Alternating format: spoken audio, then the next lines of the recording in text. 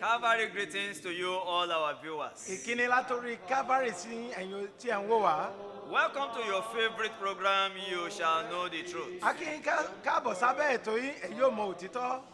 Today, Lónìí, we want to discuss why we win people to Christ. a fẹ́ ṣàgbéyẹ̀wò kí nìdí tá a fi ń jèrè ọkàn ènìyàn sọ́dọ̀ Kristi. The reason why we communicate this message of salvation to you. Ìdí tí a fi ń sọ̀rọ̀ ìgbàlà yìí fún ìwọ olùgbọ́ wa. The reason why we desire that all men be saved. Ìdí tí a fi ń fẹ́ kí gbogbo ènìyàn dẹni ìgbàlà. Ordinarily, naturally for man, it is not expected.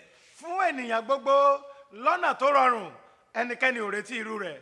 The heart of man is generally inclined to self and self-will. Ọkàn ènìyàn ó níṣe pẹ̀lú èmi àti ìfẹ́ inú ara ẹni nìkan. But when it comes to salvation, Ṣùgbọ́n tí a bá sọ nípa ti ìgbàlà, God does not relate or act like man. Ọlọ́run kò ṣe iṣẹ́ rẹ̀ bíi ti ènìyàn. The book of 2 Peter chapter 3 verse 9. Ìwé Pétérù kejì orí ìkẹta ẹsẹ̀ The kẹsàn-án. Bible reveals that it is not in the desire of God that man will perish other than they may come to repentance. Ìbéèrè jẹ́ kó yá pé kì í ṣe dúdú inú Ọlọ́run pé kí ènìyàn kí ó ṣègbé bí kò ṣe kí gbogbo ènìyàn wá sí ìrònúpìwàdà. And God has only devised a means since man fell from the Garden of Eden Ọlọ́run ti wá ṣètò láti inú ọgbà Édẹ́nì nígbà tí ènìyàn ti ṣubú. to redeem man back to himself. Láti dá ènìyàn padà, láti ra ènìyàn padà sọ́dọ̀ ara rẹ̀. Revealing from the book of Genesis chapter 3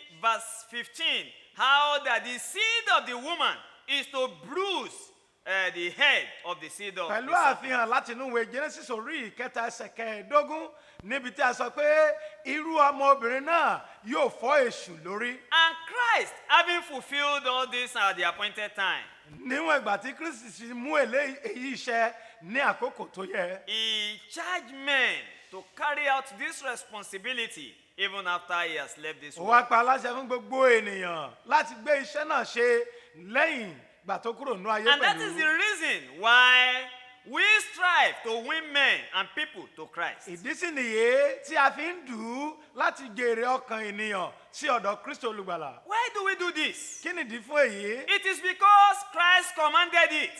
Nítorí pé Jésù olùgbàlà ó pa aláṣẹ. I am not coming to you with the message of hope just because I want to do it. Mi ò wá sọ́dọ̀ rẹ fún ìrètí fún ọ̀rọ̀ ìgbàlà nítorí pé ó wù mí láti But ṣe. because Jesus Christ commanded that it should be done in his own name. Ṣùgbọ́n nítorí pé Jésù pa aláṣẹ pé ẹ ṣe é ní orúkọ mi. In Matthew chapter 28, Nínú ìwé Mátíù orí verse ìkejìdínlọ́gbọ̀n 18 to verse 19, ẹsẹ̀ kejìdínlógún sí kọkàndínlógún. the Bible says, "Go ye into all the world, Ìbéèrè sọ pé ẹ lọ sí gbogbo ayé. make disciples of all men, Ẹ máa jèrè ọkàn ènìyàn gbogbo. baptizing them in the name of the Father, the Son, and the Holy Kí ẹ máa Spirit, bátísì wọn ní orúkọ tí Bàbá tí Ọmọ àti tí Ẹ̀mí and mọ́. teaching them to observe all things that I have commanded Ẹsẹ̀ you." ogún ní kí ẹ máa kọ́ wọn láti máa kíyèsí ohun gbogbo ohunkóhun tí mo ti pàlẹ́ àṣẹ fún yín. Mark recorded account says, "Go into all the world, preach the gospel to every Ìwé creature. Máàkù sọ fún ẹ pé ẹ lọ sí gbogbo ayé kí ẹ wàásù ìrere fún gbogbo He who ẹ̀dá. believes and is baptized shall be saved." Ẹnikẹ́ni tí ó wá gbàgbọ́ tí a wá bátísì rẹ̀ yóò là. And so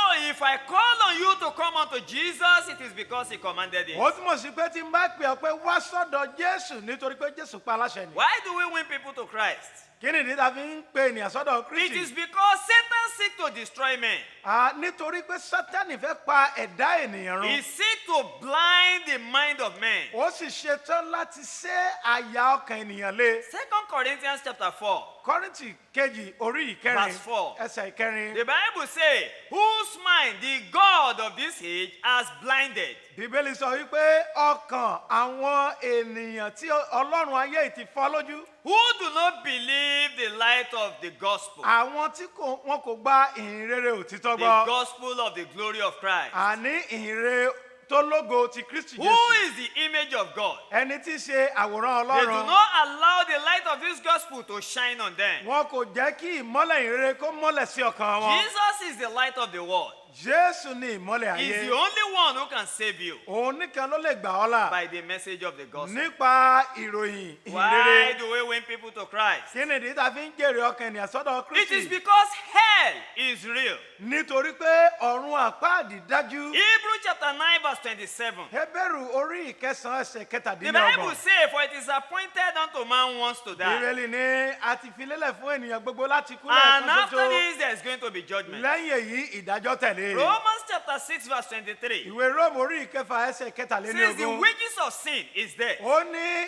ikú ni èrè ẹ̀ṣẹ̀. 2 Thessalonians chapter 1 Tẹsalóníkà kejì orí kìíní verse 7 through 9. ẹsẹ̀ ìkeje sí The Bible ìkẹsàn-án. says, for those who do not know Jesus Bíbélì ní fún àwọn tí kò mọ and Jésù those who do olùgbàlà not believe the message of the àti gospel, àwọn tí kò gba ìrere they Jésù shall be olùgbàlà gbọ́. punished with everlasting Wọ́n destruction jẹ ìyà ìnípẹ̀kun láti before ọ̀dọ̀ the olùgbàlà. presence of the Lord Láti iwájú Olúwa and wa from the glory of his power. àti láti inú ògo agbára rẹ̀. Why do we win people to Christ? Kí ni ìdí tá a fi ń jèrè àwọn ènìyàn sọ́dọ̀ It is Kristi? because God desires to save us. Nítorí pé Ọlọ́run pinnu láti gbà wá là. Romans 5 verse 8. Ìwé Róòmù orí karùn-ún ẹsẹ̀ The Bible kẹjọ. says God commended his love unto us Bíbélì ní all. Ọlọ́run fi ìfẹ́ òun pàápàá sí wa In that hàn while we are yet sinners, ní èyí ní pé nígbà tí àwa jẹ́ ẹlẹ́ṣẹ̀, Christ died for us. Jésù Kristi kú fún wa. 2 Corinthians 5 verse 15. Kọ́ríńtì kejì orí karùn-ún ẹsẹ̀ The kẹẹ̀dógún. Bible says, and he died for all, Bíbélì ní ó sì ti kú fún wa. that those who live should no longer live for themselves, Ó ní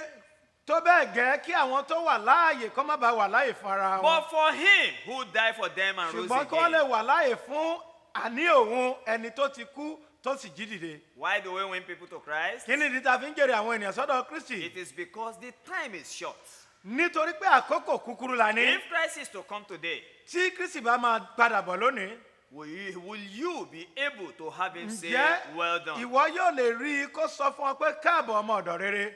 Or will he tell you, depart from me? Tàbí yóò wá sọ fún ọ pé kúrò lọ́dọ̀ mi? Matthew 25:34. Mátí orí kẹẹ̀ẹ́dọ́gbọ̀n ẹsẹ̀ kẹrìnléníọgbọ̀n. He said, come, blessed of my Father. Ó ní ẹ wá ẹ̀yin alábùkún fún bàbá mi. In verse 41, Ní ẹsẹ̀ he said, kọkànléníogójì. depart from me, Ó ní, you who practice Ẹ lawlessness. kúrò lọ́dọ̀ mi, ẹ lọ kúrò lọ́dọ̀ mi ẹ̀yin tí ń ṣe iṣẹ́ búburú. And now I am knocking on the door again. Ní báyìí, mo sì ń kan As ilẹ̀kùn. Christ is also knocking on the door of your heart, Gẹ́gẹ́ bí Kristi ṣe ń kan ilẹ̀kùn ọkàn rẹ. why not come today before it is too Èé late? ṣe tí ìwọ fi wá lónìí kó tó pẹ́ jù. And come unto the side of him who is able to save Wá you. sọ́dọ̀ ẹni tí ó lè gbà ọ́ là. Jesus said, come unto me, Jésù ní wá sọ́dọ̀ all mi. you who labor Gbogbo ẹni tí ń and are ṣiṣẹ́ heavy laden, tí a sì dẹrù wo and lé I will lórí. give you rest. Èmi ó sì fún yín ní It ìsinmi. is through the message of the gospel that salvation comes to us.